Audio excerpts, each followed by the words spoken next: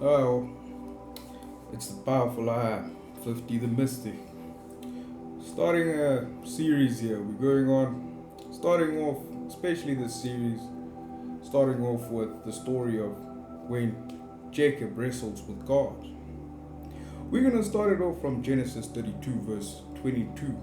And as always, don't forget to follow and like and subscribe to for more content that will be coming out. I'll probably be doing it a bit more frequently, a bit less structured.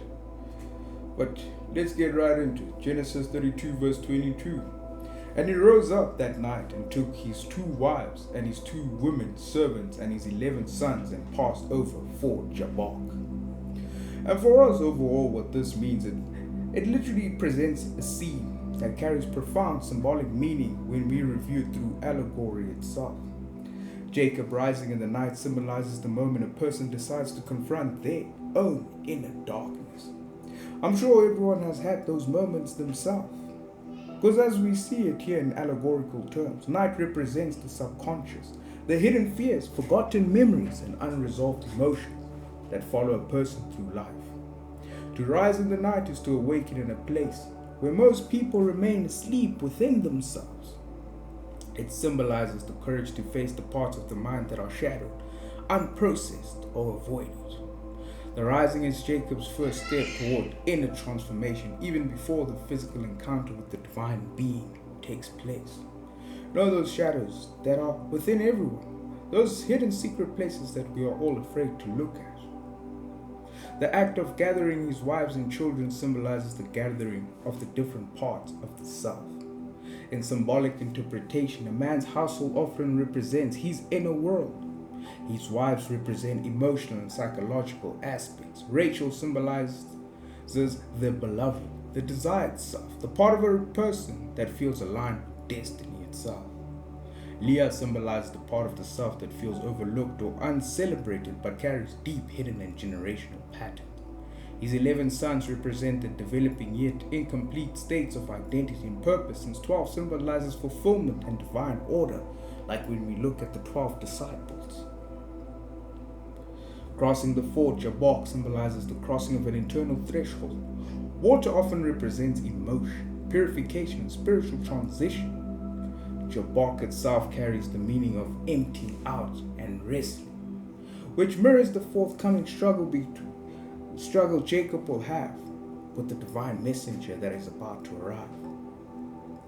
Symbolically, Jacob is not crossing a geographical river, but moving into a new psychological and spiritual space. This crossing marks the moment where one steps out of the old self, enters vulnerability, and prepares for the encounter that will shape a new identity. But we'll get deeper into it as we progress through the scriptures themselves. Because as you see, Genesis 32 verse 22 can be understood as a depiction of how the human mind itself begins a deep restructuring process. Jacob rising in the night symbolizes the moment the conscious mind steps into the realm of the subconscious. Night represents the hidden layers of the psyche itself. These layers include suppressed memories, emotional wounds, unresolved conflicts,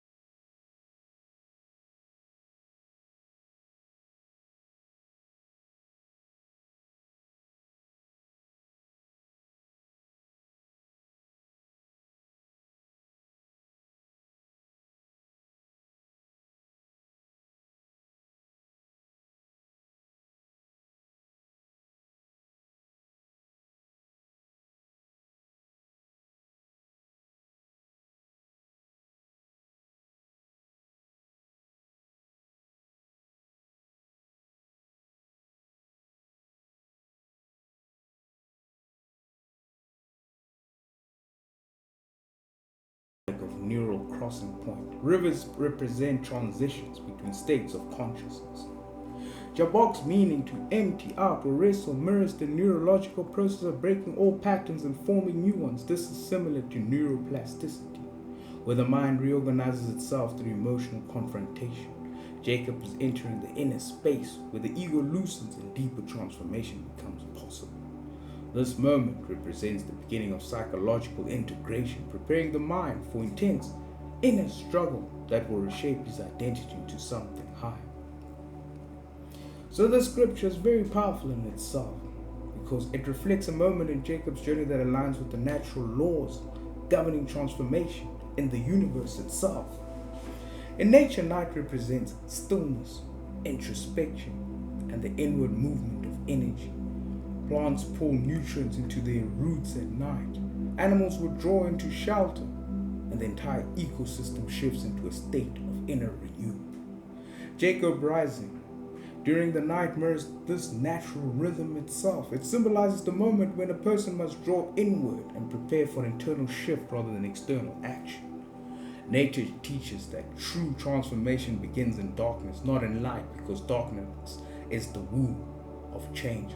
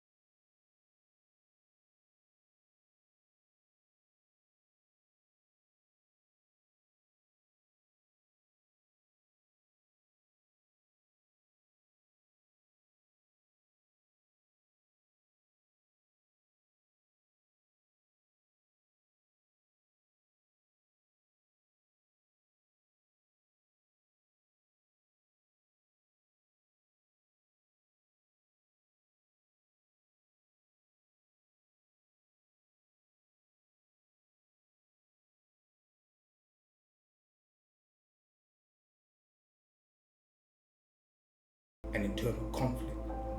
The verse teaches that progress does not wait for perfect conditions. Growth begins when you rise, even when clarity is not present. Taking the first step during your inner night shows commitment to becoming a stronger version of you yourself. Jacob gathering his wives, servants, and children represent the importance of acknowledging all parts of yourself, even the ugly parts that you do not like. Many people try to heal or grow by ignoring the pieces of themselves that are painful, embarrassing, or difficult to face. This verse shows that transformation requires facing everything. Your hopes, wounds, insecurities, strengths, and inherited patterns all need to be brought forward into your journey. Healing happens when you stop fragmenting yourself and accepting your whole entire being. The number 11 shows that you do not need to be complete or perfect to move forward. You can begin your journey while still figuring things out. Perfection is not a requirement for progress. Movement itself creates clarity. Crossing the fort Jabbok represents the moment when you choose your future over your past. Every person has a Jabbok moment, a point where you must release old habits, old stories, or old identities in order to step into your calling. This crossing requires vulnerability and honesty, but it ultimately leads you to freedom. This verse encourages you to take action when your spirit calls you to move. Even small steps in the dark can lead you into the life you were essentially meant to live. Do not give up. Keep going. Keep persevering always. And we'll keep on carrying on this journey until we finish, until we get to the final fated encounter. We're dropping videos almost every day. I'll push to be more consistent now. These type of teachings bring hope to people out there. Give them something to look forward to believe, and a way to make these teachings practical to yourself as well. Until the next video.